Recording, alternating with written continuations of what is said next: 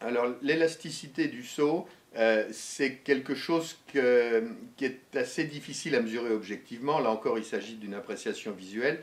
C'est la capacité du cheval à modifier sa trajectoire pendant qu'il est en l'air. Euh, Normalement, quand les jarrets ont quitté le sol, la puissance du saut, c'est-à-dire la propulsion verticale, la hauteur à laquelle va s'élever le membre postérieur, est à peu près déterminée au moment où le jarret quitte le sol.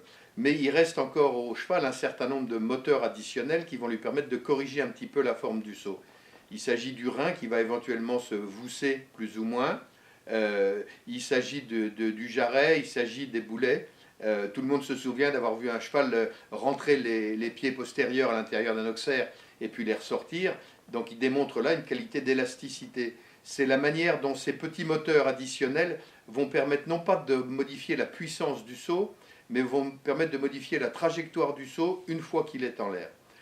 Alors comment évaluer ça? Il faut le faire sur des petites hauteurs, mais par exemple en modifiant la largeur d'un obstacle. C'est-à-dire on a mis une barre de réglage et puis on a mis un obstacle qui fait 1,10 m de large. On va revenir exactement dans les mêmes conditions, sauf que l'obstacle va faire 1,40 m. Le cheval va être surpris. Il ne faut pas le faire en permanence parce que sinon on va lui faire peur.